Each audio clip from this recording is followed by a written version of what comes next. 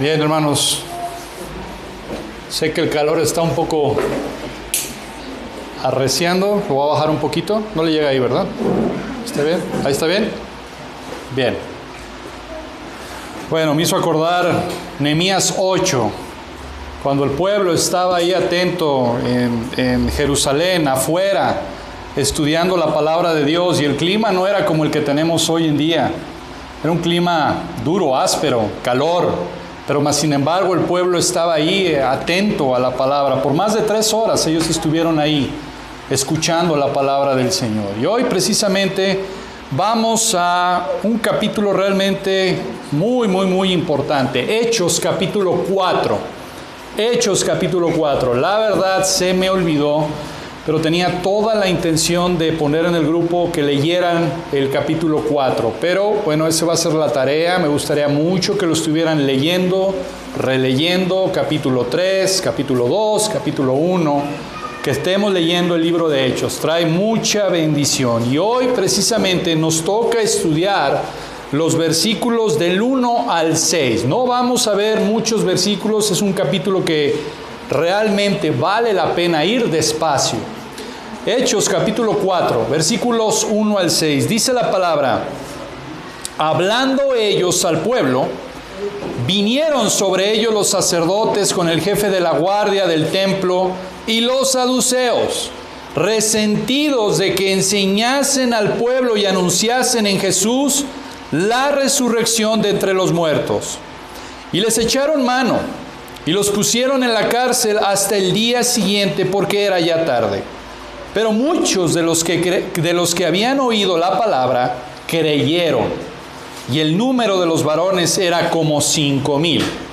Aconteció al día siguiente que se reunieron en Jerusalén los gobernantes, los ancianos y los escribas, y el sumo sacerdote Anás y Caifás y Juan y Alejandro, y todos los que eran de la familia de los sumos sacerdotes. Vamos a orar para poner este tiempo en las manos del Señor. Padre, gracias te damos, Señor, hoy, en esta tarde, porque nos permites estar aquí y tú tienes un propósito con cada uno de nosotros. Te ruego, Padre, que tú cumplas ese propósito en la vida de tu iglesia. Te ruego por tu Santo Espíritu que nos alumbre los ojos de nuestro entendimiento. Él es el Maestro. Quita cualquier distracción, cualquier pensamiento que turbe nuestros corazones, nuestra mente. Abre nuestros corazones. Solamente tú lo puedes hacer, Señor. Pero ayúdanos también a nosotros a esforzarnos por escuchar tu palabra. Bendícenos, Señor, y ayúdanos a glorificar a tu Hijo Cristo en esta tarde. En el nombre de Él es que oramos. Amén. Bien, hermanos, he titulado el sermón de esta tarde Los efectos del Evangelio. Los efectos del Evangelio. Y el Evangelio produce 2 cosas. O produce transformación o produce persecución. Esos son los efectos del Evangelio. O hay transformación o hay persecución. Y hermanos, a lo largo de la historia de la iglesia se ha enfrentado a la persecución por causa del Evangelio de nuestro Señor Jesucristo. Durante los primeros 3 siglos de la iglesia, los cristianos fueron martirizados en el circo romano, donde eran dejados con los animales salvajes. Eran crucificados, eran convertidos en antorchas humanas. Eran torturados cruelmente por hombres perversos. Pero ¿sabe una cosa? Muchos de los hombres que enfrentaron la persecución lo enfrentaron de una manera serena, de una manera tranquila. Y eso atormentaba a los verdugos. Todos los apóstoles enfrentaron una muerte violenta, todos menos uno, Juan, el apóstol Juan. Pero ¿sabe una cosa? Una de los propósitos que tiene la persecución es purificar la iglesia del Señor, fortalecer a la iglesia, fructificar a la iglesia, madurar a la iglesia. Ese es uno de los propósitos que tiene la persecución. En nuestros tiempos, hermanos, no hay en nuestra región, no hay una persecución como la que sufrieron los primeros cristianos. Realmente no la hay, pero hoy en día Satanás persigue a la iglesia de otra manera. ¿Cómo lo hace? Bien, lo hace apuntando al ego del cristiano. Lo hace apuntando al orgullo del cristiano. Lo hace apuntando a nuestra necesidad de aceptación o nuestra posición. Ah, tú eres cristiano, entonces no te hablo, no me junto contigo. Ah, tú eres el cristiano, se burlan de ti. Ah, tú eres el aburrido, tú eres la aburrida. Eso es un tipo de persecución. Y Satanás apunta ahora a esto. ¿Por qué? Porque Satanás se dio cuenta de que matar a los cristianos, lo único que conseguía con matar cristianos en los primeros 3 siglos, era que los cristianos crecieran más. La sangre, Tertuliano dice esto, la sangre de los mártires era el fertilizante para que hubiera más cristianos. Entre más cristianos mataban, más cristianos había. Satanás se dio cuenta de eso y dijo, no, ya no los voy a matar. Mejor ahora los voy a hacer que vivan de una manera egocéntrica, sin falta de compromiso con el Señor, de una manera que vivan vidas complacientes, que vivan vidas que se sientan a gusto consigo mismo, que vivan de una vida indolente, que vivan de una manera mundana, que vivan como viven los del mundo, para así impedir que las personas vengan a Cristo. Eso es la estrategia de Satanás. Si Satanás logra que tú vivas de una manera mundana, él ya logró su objetivo. Si Satanás logra que en tu vida vivas de una manera indolente, de una manera superficial, él ya logró su cometido. Esa es la manera en cómo hoy Satanás utiliza la persecución.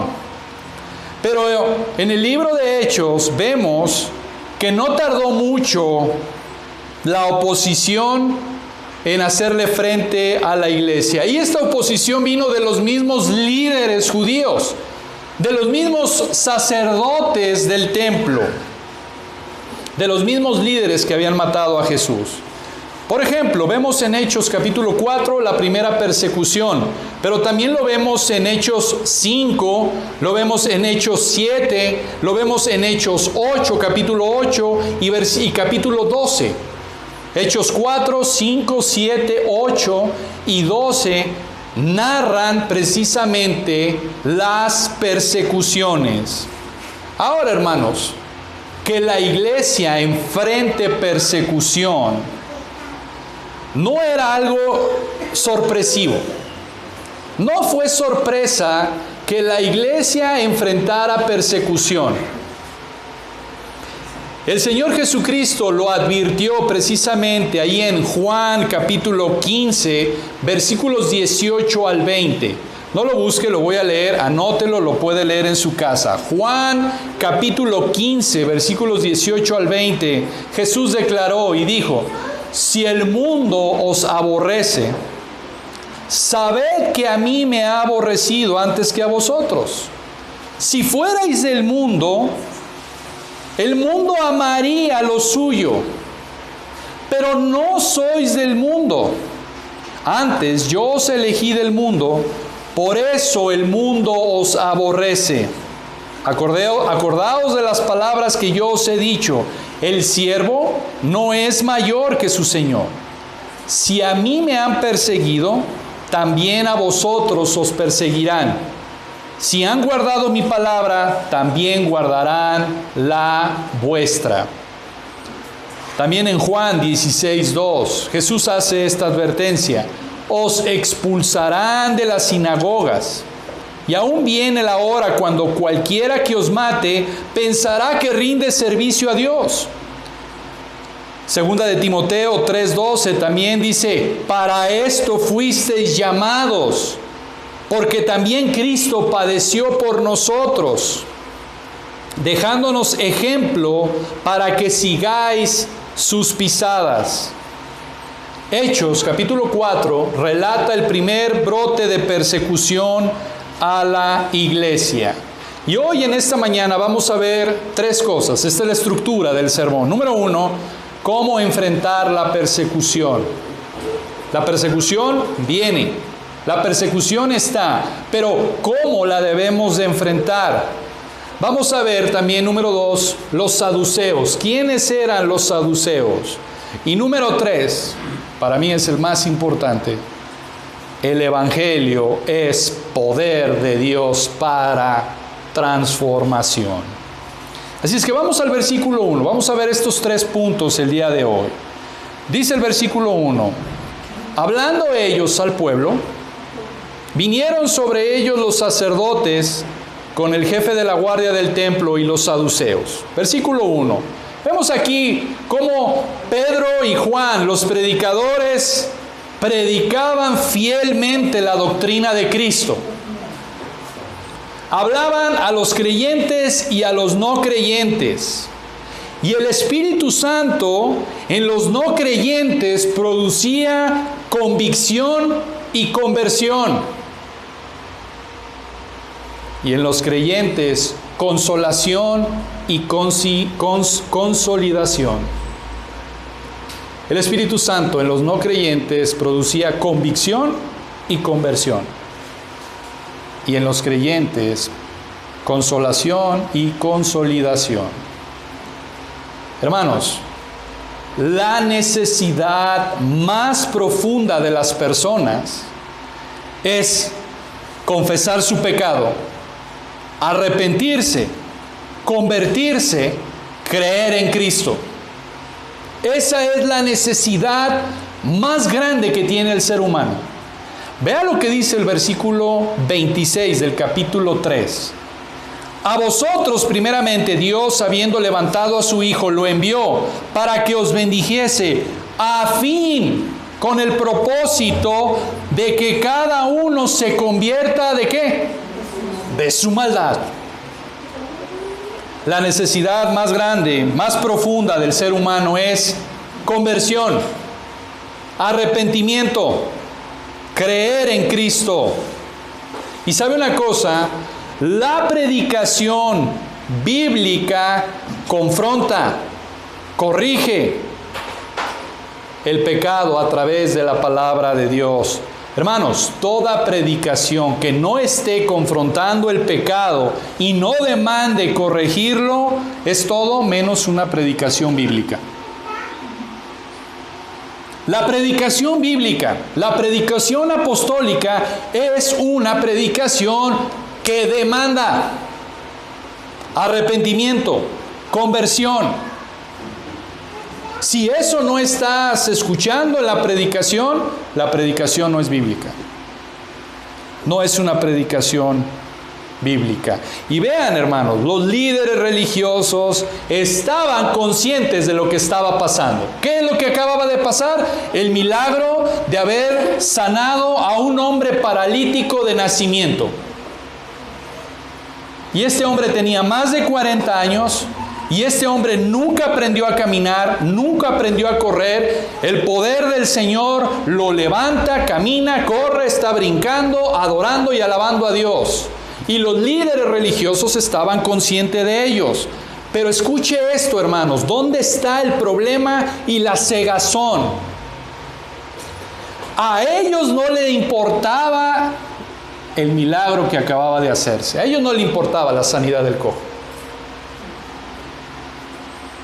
Tampoco les importaba la enseñanza de Pedro, sino que dejara de enseñar. A los líderes no les importó el milagro. Lo vieron, pero se rehusaban creer en él. A los líderes religiosos lo único que querían era: Pedro, no hables más. No prediques más. No me interesa la sanidad de la gente. No me interesa la sanidad de este cojo. Sí, lo vemos caminar. Sí, no podemos negar el milagro. Pero no me interesa más que sigas predicando. Vea la locura del pecado. ¿Usted qué hubiera hecho si fuera el líder religioso del templo? ¿Cree en Cristo? Sí, creo en Cristo. Y aquí hay más enfermos. ¡Sánalos! Pero no, vea cómo estos líderes eran envidiosos, egoístas. No le interesaba el pueblo ni su salud. Deja de predicar de ese nombre, ni siquiera decían de Cristo. Deja de predicar de ese nombre con menosprecio. No les importaba la sanidad, sino que dejara a Pedro de predicar. El jefe de la guardia, vemos aquí, mire qué numerosa es las personas que vinieron a arrestar a 2 apóstoles. Vea, vinieron los sacerdotes con el jefe de la guardia del templo y los saduceos. Eran muchos para ir a arrestar a 2 personas nada más. El jefe de la guardia tenía la obligación de salvaguardar el orden del templo. Y si ellos consideraban que había un desorden en el templo, entonces esta guardia intervenía y su armamento que tenían eran unos garrotes de madera. No crean que llegaban y le decían, ¿me haces el favor de retirarte y dejar de predicar? No, llegaban con los garrotes y tras, empezar a repartir. ¿Cuál era el objetivo? Impedir que se siguiera predicando el Evangelio. Y en unión junto con la guardia se mencionan otros 2 grupos, los sacerdotes y los saduceos. Era un contingente numeroso. ¿Por qué? Porque los apóstoles estaban proclamando que Jesús era el Señor. Y una de las cosas que podemos observar en este pasaje es que no pudieron negar la realidad del milagro. Lo vemos ahí en los versículos 14 al 16 del mismo capítulo 4. Pero mantuvieron su negativa a creer la verdad proclamada por los apóstoles. Y aquí me quiero detener un momento. No pudieron dejar de ver el milagro que se había hecho, pero rehusaron creer en el Evangelio. Y viene una pregunta importante. ¿Y usted se rehúsa a creer en las cosas que Dios dice? ¿Y yo me rehúso creer en las cosas que Dios dice? Podemos ver milagros, hermanos. Podemos ver tantas cosas y aún así no creer en la palabra de Dios. Ellos vieron con sus ojos el milagro que acababa de hacer. Lo vieron, pero se rehusaron a creer el Evangelio. Y eso es grave. Eso es una posición muy grave. Cuando tú ves el Evangelio, cuando se te es expuesto el Evangelio, cuando conoces el Evangelio, cuando sabes las demandas del Evangelio y tú dices, no, rehúso creer en él. Esto es lo que le pasaba a los saduceos. Y déjeme adelantarme un poquito. Jesús le dijo a los saduceos, ignoráis el poder de Dios. Esto es lo que estaba pasando en Hechos 4.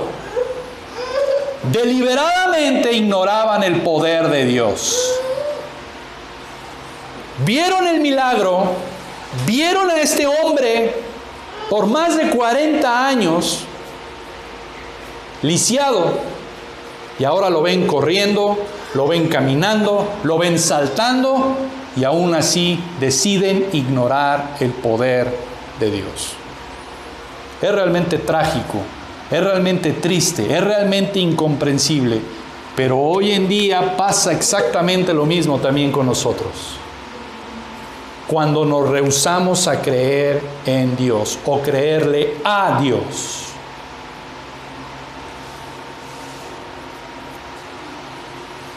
Ahora viene una pregunta. ¿Por qué estos líderes no estuvieron dispuestos a creer en el Evangelio? Yo creo que leyendo este pasaje, una de las dudas que me vino a mí es, ¿por qué no creyeron? ¿Por qué dice el versículo 2 que estaban resentidos? Bueno, una respuesta rápida sería porque aman su pecado. Los saduceos, junto con los líderes del templo, aman su pecado y no están dispuestos a ser confrontados ni reprendidos por la palabra de Dios. Ellos están engolosinados con su estilo de vida pecaminoso y no están dispuestos a tolerar este tipo de enseñanza. Nunca estuvieron dispuestos a reconocerse como pecadores. Y este es el problema del hombre, que no está dispuesto a reconocer que es pecador. Quieren llamar a Jesús su Salvador, pero no están dispuestos a llamarlo su Señor. No están dispuestos a pagar las demandas del señorío.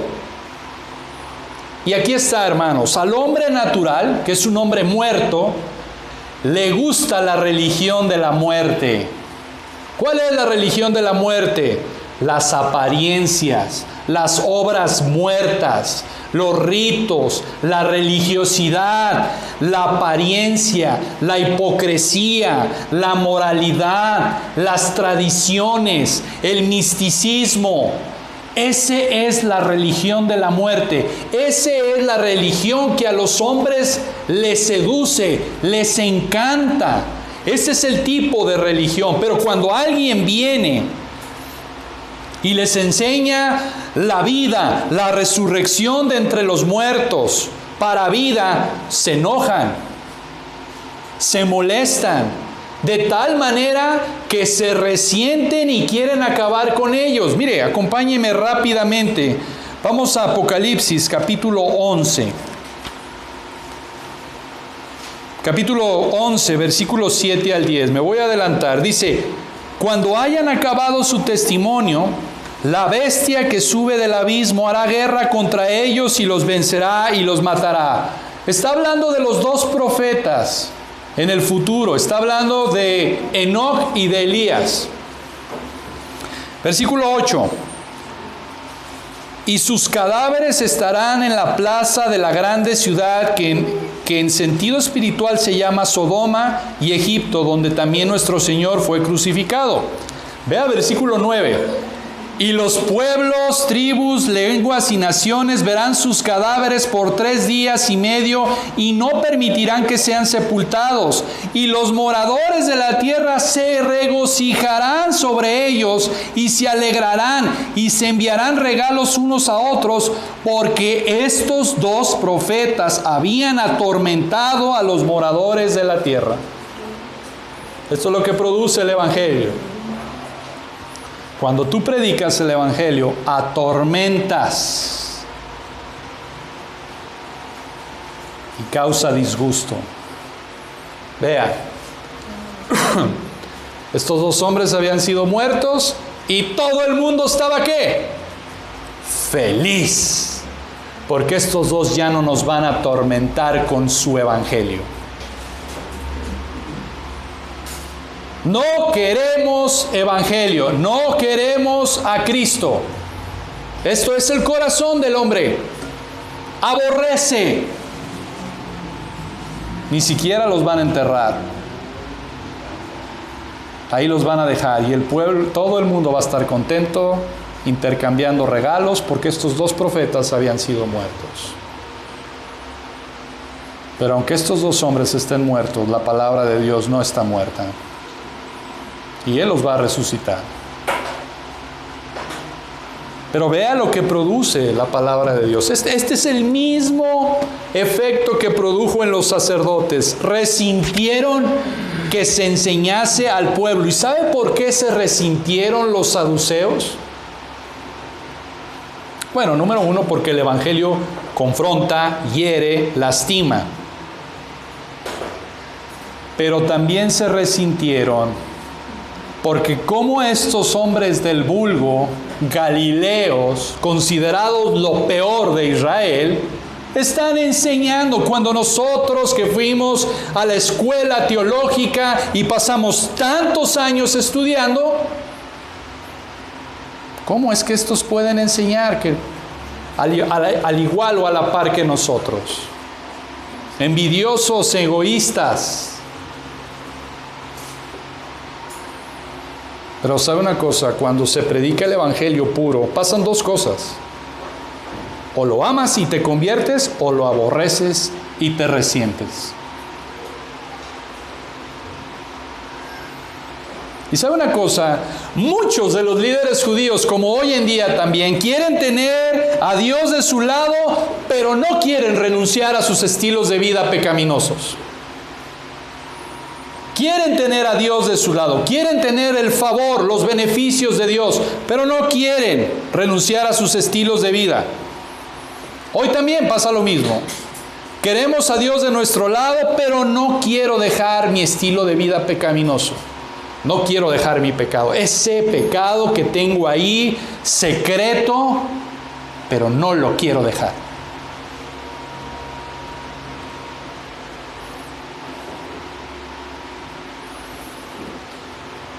Estaban resentidos, ¿por qué? Porque el tipo de enseñanza de los líderes religiosos, ya lo dije, estaba basado en tradiciones, en ritualismo, en hipocresía, en apariencia, en solemnidad, en parsimonia, en liturgia. Pero la palabra de Dios pasaba a segundo plano. Todo lo que hacían era para ser vistos. Pero escúcheme bien, hermano, lo más deficiente de la enseñanza de estos religiosos era la falta de poder para cambiar las vidas. Su enseñanza no tenía poder para cambiar vidas. No había poder para transformación, no había poder para guardar la ley. También ellos eran muy escrupulosos en guardar la ley de Dios. Pero su enseñanza no había transformación, no había poder, no había el cómo guardar, el cómo obedecer a la palabra de Dios, el cómo obedecer las demandas de Dios. La última parte del versículo 1 habla de los saduceos. Los saduceos. ¿Quiénes eran los saduceos? ¿Quiénes eran los saduceos? Vemos en los evangelios cómo Jesús habla de los fariseos, de los escribas, de los saduceos. ¿Quiénes eran los saduceos? Bueno, le voy a dar rápidamente quiénes eran este grupo de los saduceos. Los saduceos eran los aristócratas del judaísmo. Ellos eran los saduceos, eran los ricos del judaísmo. Ellos tenían el control del templo y la operación del sacerdocio. La riqueza de ellos, escuche bien, la riqueza de los saduceos provenía precisamente de las concesiones que hacían en el templo. ¿Qué quiere decir esto? Bueno, la venta de los animales, ellos hacían la concesión y de ahí les pasaban una lana. El cambio de monedas, ahí es donde obtenían su recurso. ¿Se acuerdan cuando Jesús limpió el templo? ¿Qué hizo? Volteó las mesas de cambio, corrió a todos los que estaban haciendo vendimia ahí. Bueno, todos esos que estaban de ahí le pasaban una lana a los saduceos. De ahí venía su riqueza. La casa de Dios la habían convertido ¿en qué? Cueva de ladrones. De ahí es donde obtuvieron su riqueza. Y el sumo sacerdote y los principales sacerdotes eran saduceos. El Sanedrín, el máximo consejo judío, estaba controlado por los saduceos. Pero ¿sabe una cosa? Los saduceos caían mal. Caían mal los saduceos. ¿Por qué? Bueno, número uno, porque estaban alejados de las personas comunes y corrientes. Ellos se creían superiores a los demás. Pero también caían mal por la doctrina que enseñaban, porque ellos enseñaban que no había resurrección. A los saduceos solo les importaba lo material. Eran materialistas, eran dogmáticos, ponían primero el dinero por encima de Dios. A los saduceos lo único que les importaba era el dinero. Contrario a los fariseos, los saduceos eran liberales. No son el mismo grupo, saduceos y fariseos. Los fariseos eran religiosos. Los saduceos eran liberales, eran los liberalistas. Y ya que ellos decían que no había resurrección, por lo tanto una persona que no tiene resurrección puede vivir su vida como bien le plazca. Ya que, según ellos, no hay resurrección, como no va a haber castigo, ni tampoco va a haber premiación, vive tu vida como tú quieras. ¿Le suena? Los liberalistas de hoy en día son los saduceos de aquel entonces. No creían en la resurrección, por lo tanto no creían a quién darle cuenta de su vida. Ellos se sentían cómodos con su mundanalidad, orgullosa y egoísta, y son peores que los fariseos. Pero también los saduceos negaron las doctrinas fundamentales de la Biblia, y especialmente todo lo que tiene que ver con lo milagroso. Ellos no creían en la resurrección. Y quiero que me acompañe a Mateo. Mateo capítulo 22.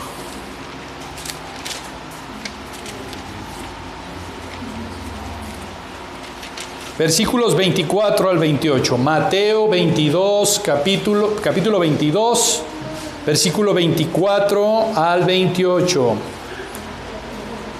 Dice: Maestro, Moisés dijo, si alguno muriere sin hijos, su hermano se casará con su mujer y levantará descendencia a su hermano. Hubo pues entre nosotros 7 hermanos. El primero se casó y murió, y no teniendo descendencia, dejó su mujer a su hermano. De la misma manera, también el segundo y el tercero hasta el séptimo. Y después de todos murió también la mujer. Versículo 28. En la resurrección, pues,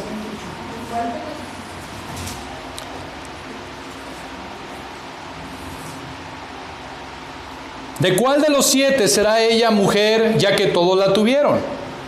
Entonces, respondiendo Jesús, les dijo a los saduceos: erráis ignorando las Escrituras y el poder de Dios.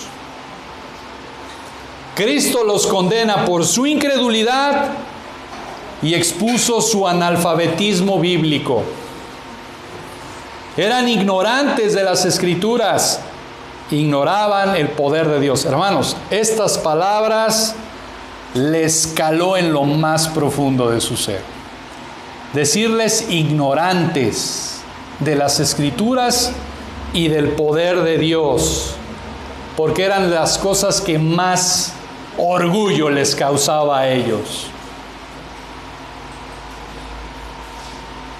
La resurrección. Hermanos, la resurrección de Cristo es la garantía del milagro que se acababa de hacer, la sanación del lisiado. El poder de la resurrección de Cristo. La resurrección es la garantía del milagro de la sanación de este cojo. Es el poder de la resurrección de Cristo. Todo epitafio dice, aquí yace, aquí murió. Pero el de Jesús dice, no está aquí, ha resucitado.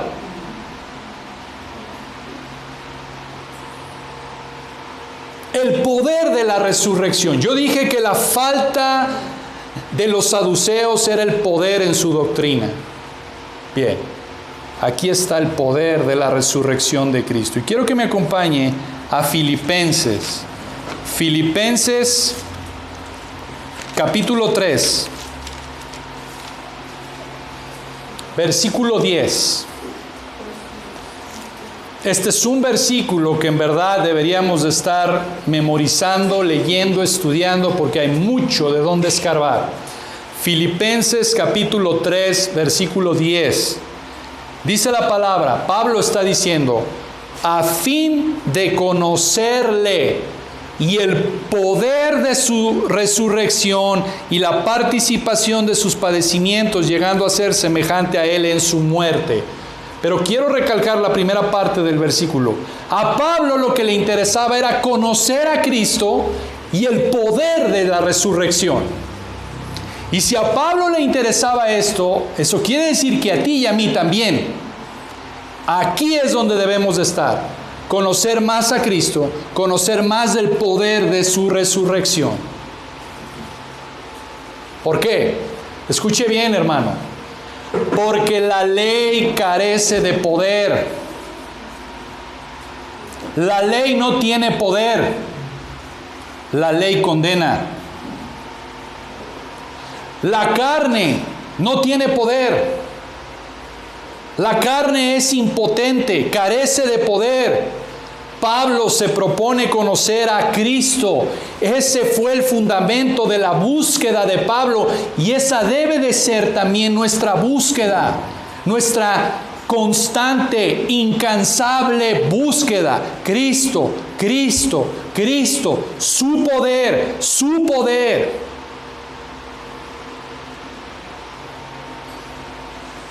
Pablo se propuso tener un conocimiento más profundo de su Salvador. Específicamente, Pablo anhelaba experimentar el poder de Cristo en la resurrección. Y ese debe de ser nuestro anhelo también. Allí es donde está el poder para vivir la vida cristiana, en Cristo. Y sabe una cosa, él sabía que por el hecho de estar en Cristo, él había recibido ese poder. Toda aquella persona que ha nacido de nuevo, que está en Cristo Jesús, tiene el poder de la resurrección de Cristo. Y Pablo experimentó este poder en dos formas, y también nosotros lo podemos experimentar. Número uno, ese poder es para salvación. Romanos, vamos a Romanos capítulo 6. Romanos capítulo 6, versículo 4, dice, Romanos 6, 4. Romanos 6, 4. Porque somos sepultados juntamente con Él para muerte por el bautismo, a fin de que como Cristo resucitó de los muertos por la gloria del Padre, así también nosotros andemos en vida nueva, no en vida vieja. Porque si fuimos plantados juntamente con Él en la semejanza de su muerte, así también lo seremos en la de su resurrección. Escuche bien esto, hermano. Escuche bien esto. Es un versículo precioso. Versículo 6. Sabiendo esto, que nuestro viejo hombre, nuestra vieja naturaleza, eso se está refiriendo, fue crucificada juntamente con Él para que el cuerpo del pecado sea destruido, a fin de que no sirvamos más, ¿qué? Al pecado. Ese poder, Pablo lo experimentó en dos formas. Número uno, ya lo vimos aquí, en la salvación. El Evangelio es poder de Dios, ¿qué? para salvación. Lo dice Romanos 1:16. Número 2. Este poder lo estaba santificando, lo estaba transformando, lo estaba cambiando. Este poder, el poder de Cristo en la resurrección, lo estaba ayudando a vencer las pruebas, las tentaciones, a llevar una vida santa, a proclamar con valentía y eficacia el Evangelio. Pero escuche bien esto. Pablo intercambió su ineficacia por la eficacia de Cristo. Pablo intercambió su incapacidad por la capacidad de Cristo. Eso es lo que nosotros debemos de hacer. Intercambiar mi incapacidad por la capacidad de Cristo. Él anhelaba experimentar esa plenitud. Y eso es algo que, una buena pregunta es, ¿tú anhelas esa plenitud? ¿Anhelas ese poder de Cristo? ¿O yo lo puedo hacer solo? ¿Para qué molesto a Cristo? Yo lo puedo hacer. ¿Por qué? Porque el hombre es orgulloso, el hombre es soberbio, el hombre es altivo. Para que el poder de Cristo more en ti, tienes que humillarte y declararte impotente.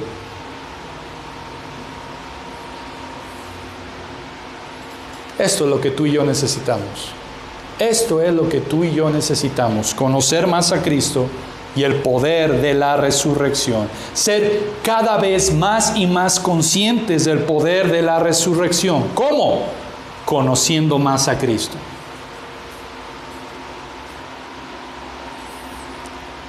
MacArthur hace un comentario y me voy a permitir leerlo. Dice lo siguiente: todo cristiano debería de tener ese enfoque continuo, conocer más y más a Cristo. Escuche bien, si nos fijamos en Él, nuestros problemas físicos, psicológicos y hasta los espirituales no van a parecer tan importantes, porque no solamente estaremos en mejor capacidad de ver nuestros problemas como son en realidad, sino que entonces y solo entonces tendremos la motivación y el poder correcto y necesario para resolverlos. Es triste cuando leemos y escuchamos tanto acerca de las cuestiones periféricas de la vida cristiana y tampoco acerca de la persona de Cristo, quien es la fuente de la vida cristiana. En realidad somos mucho más felices y productivos cuando nuestra atención primordial está fijada en su pureza, en su grandeza, en su santidad, en su poder y en su majestad. Y estoy totalmente de acuerdo con él. Y lo quiero resumir, lo que acaba de decir MacArthur, con un pasaje. Y a este sí quiero que me acompañe. Segunda a los Corintios, capítulo 3. Segunda a los Corintios, capítulo 3.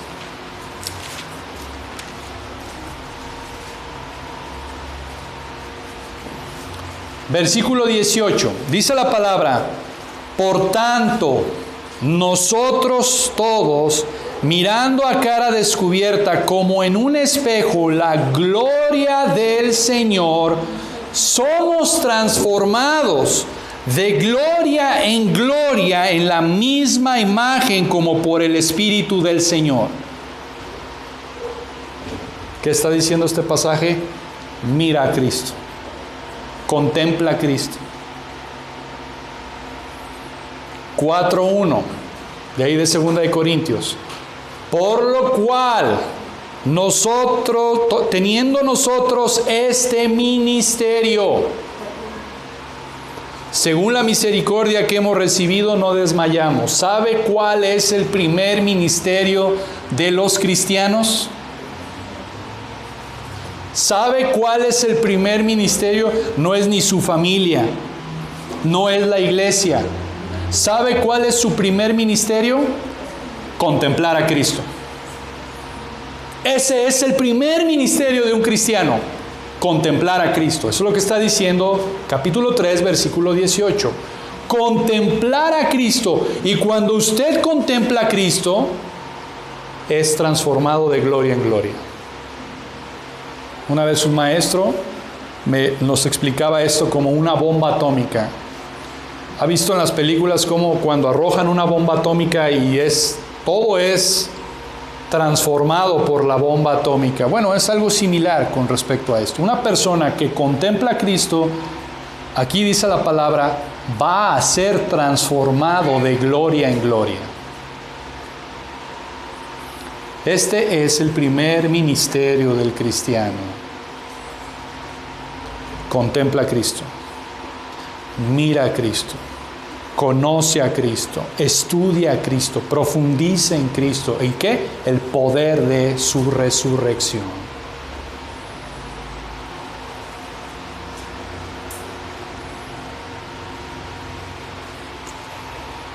Ayer estaba viendo un video de Paul Washer, muy bueno, 3 minutos dura. Y él dice lo siguiente: un predicador de la palabra es aquel que se pone a estudiar las Escrituras, que se oculta, que se aleja de todo entretenimiento, que está a solas con Dios, que dialoga con otros hombres piadosos a través de comentarios,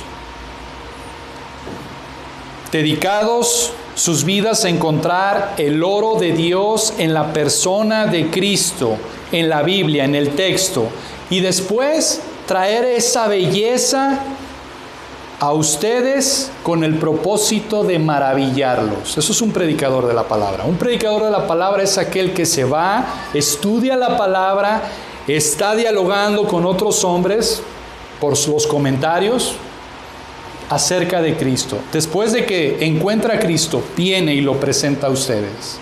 ¿Para qué? Para que te maravilles con Cristo, para que te deleites con Cristo. Y de aquí salgas motivado e impulsado a vivir la piedad. Eso es lo que queremos aquí. Eso es lo que queremos aquí. Esa es mi demanda. Continúa Washer diciendo esto: una de las razones por las cuales está en la iglesia donde él asiste es, escuche bien, porque los ancianos de esa iglesia dicen una y otra vez a todo tipo de personas, solo te vamos a dar una sola cosa aquí, una sola cosa te vamos a dar, y es Cristo revelado en las Escrituras. Cristo como es revelado en las Escrituras. Si quieres algo más, no serás feliz aquí. Lo único que te vamos a dar es Cristo. Cristo como es revelado en las Escrituras. Y sabe una cosa, hermanos, yo creo que esto es algo que debiéramos de adoptar como iglesia. Cuando venga una persona y nos visite, te vamos a dar una sola cosa aquí en esta iglesia: a Cristo como es revelado en las Escrituras. A Cristo como es revelado en las Escrituras. No va a haber entretenimiento. No va a haber prosperidad. No va a haber teatro, no va a haber drama, no va a haber situaciones. Solamente Cristo como es revelado en las Escrituras. ¿Sabe una cosa, hermanos? ¿Por qué a la gente le gusta ir a las iglesias de prosperidad? Porque lo único que les interesa no es Dios, es el dinero. Es prosperar ahí. Y luego, cuando ven, después de 2 o 3 años, que el único que prospera es el pastor, se van.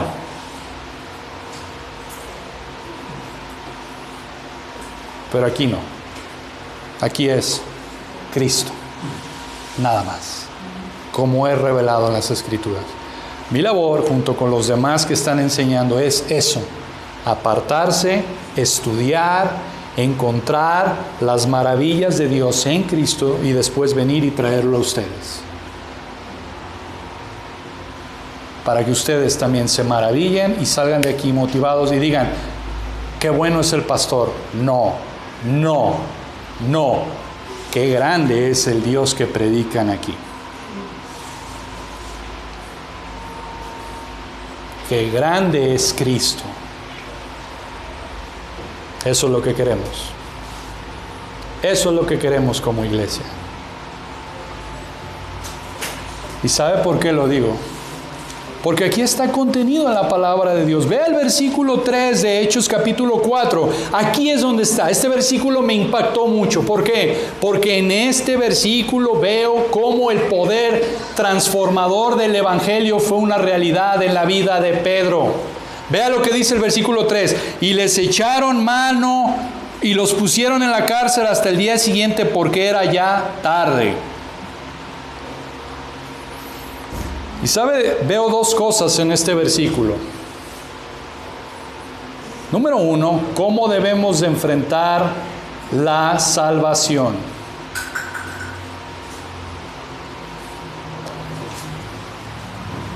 ¿Cómo debemos de enfrentar la salvación?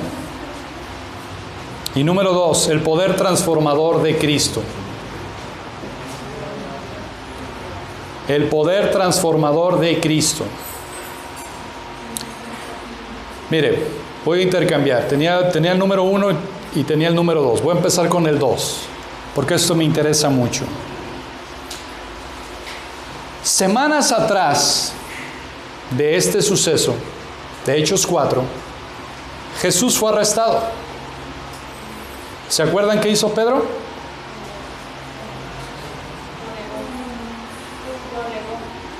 Antes de negarlo, le cortó la oreja a Malco. ¿Y qué hizo ahora en el versículo 3 de Hechos capítulo 4? ¿Qué hizo? Nada.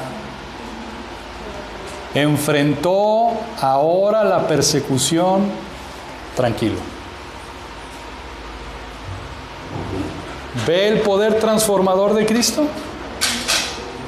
Semanas atrás negó a Jesús, agarró una espada y cortó la oreja.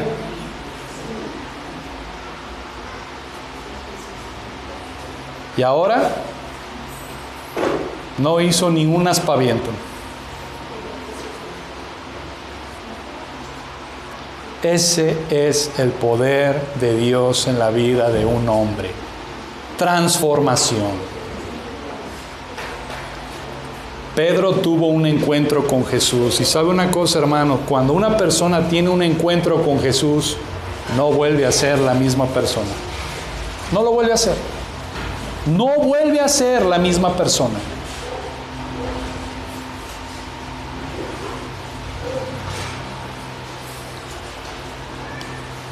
¿Sabe una cosa? Pedro negó de manera artera, traicionó a Jesús de manera artera, de manera lo más cobarde. Y ahora aquí estaba predicando el Evangelio, siendo valiente en predicar el Evangelio, no poniendo resistencia al arresto. A mí esto me impresiona. Ese es el poder de Dios para salvación. Es un poder que transforma, que cambia vidas. No, Pedro no volvió a ser el mismo, hermanos. Creo que una buena pregunta que tenemos que hacernos es, ¿y yo sigo siendo el mismo? En el tribunal de tu conciencia, ¿y yo sigo siendo el mismo? Con mis malos modos, con mis malos tratos, ¿sigo siendo el mismo? ¿Sigo diciendo mentiras? ¿Sigo viviendo en la mentira?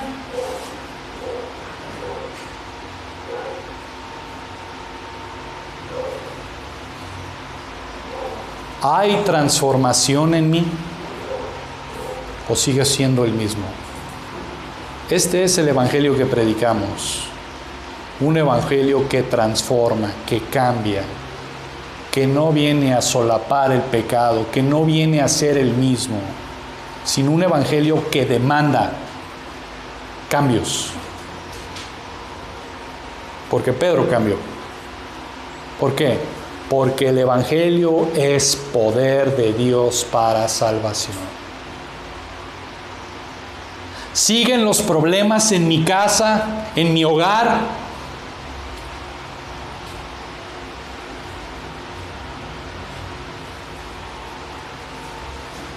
Déjame decirlo de otra manera.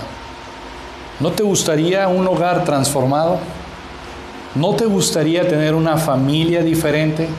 ¿No te gustaría precisamente tener una vida transformada? Ven a Cristo, arrepiéntete y cree en Él. Todo aquel que ha tenido un encuentro con Jesús en arrepentimiento y fe, no vuelve a ser el mismo. No vuelve a ser el mismo. Hay cambios en su vida.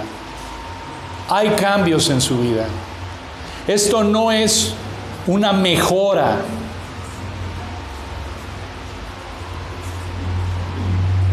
No es una mejora. No es portarte bien. No es ser moral. Es un cambio total.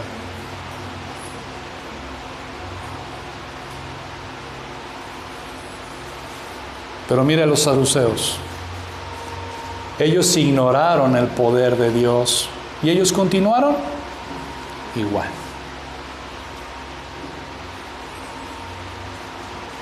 Ignoraron el poder de Dios. Vieron el milagro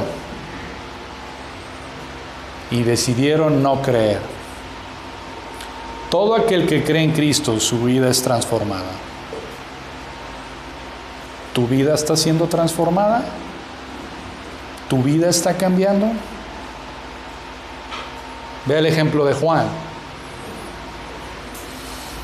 Juan y su hermano, cuando pasaban por una aldea, ¿no quieres que mandemos que descienda fuego del cielo y que consuma esta aldea? ¿Cómo les decían a los dos? ¿Los hijos de qué? Los hijos del trueno. Corajudos, impetuosos. ¿Y cómo empieza Primera de Juan? Escribiendo Juan: hijitos,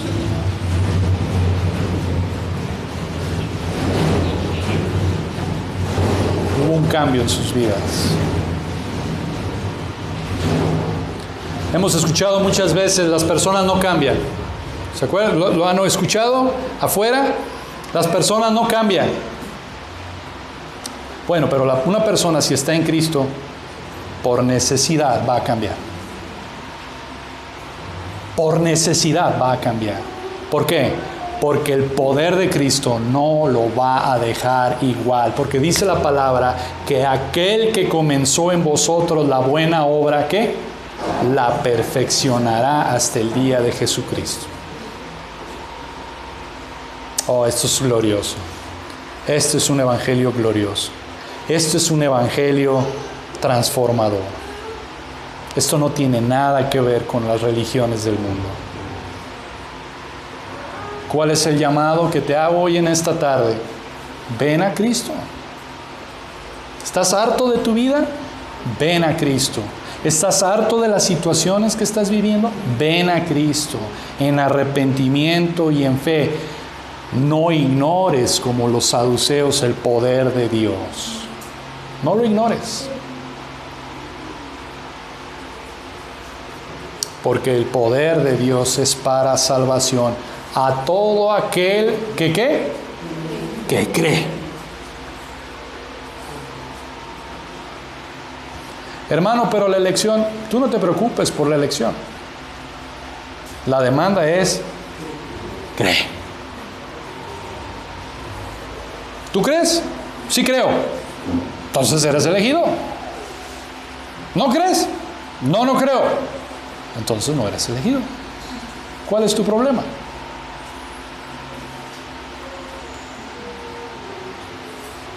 Bien. Tengo más, pero por el tiempo, hermanos, vamos a dejarlo. No llegué ni siquiera, bueno, ya casi terminaba. Tengo más. El próximo domingo vamos a ver más esto, cómo enfrentar la persecución. Pero hermanos, hoy es el mensaje. Cristo es transformación. Cristo es transformación. Ven a Cristo y tu vida va a ser transformada. Oremos. Padre, te damos las gracias, Señor, porque nos muestras a tu Hijo Cristo. Muestras la necesidad que tenemos de Él. Y cuán maravilloso y cuán hermoso es tu Hijo Cristo, Señor. Y cómo todo el Evangelio y todas las demandas que tú tienes apuntan, encajan en la persona y en la obra de Cristo. Padre, gracias te damos, Señor. Es cierto, no nos cansamos de estudiar la persona de Cristo, también los beneficios de estar en Cristo, pero queremos estudiar aún más la persona de Cristo, no también los beneficios, pero la persona de tu Hijo Cristo. Ayúdanos, Señor, a ver esto y no ver a tu Hijo Cristo como un accesorio más en nuestras vidas, sino como es Él, como ha sido revelado en las Escrituras. Él es el Señor, Él es el Mesías, y Él está sentado a la diestra tuya. Toda la autoridad, todo el poder, todos ha recaído sobre Él, Señor. Porque tú lo has exaltado hasta lo sumo y le has dado un nombre por encima de todo nombre. ¿Para qué? Para que toda rodilla se doble delante de ti y confiese que Jesús es el Señor. Quebra nuestros corazones orgullosos. En vida, Señor, quebra nuestras rodillas para que confesemos, porque cuando estemos delante de ti, sí, toda lengua confesará, pero muchos de esos que confiesen a Cristo van al infierno. En vida, Señor. Ayúdanos a apreciar a tu Hijo Cristo. Gracias en Cristo Jesús. Amén.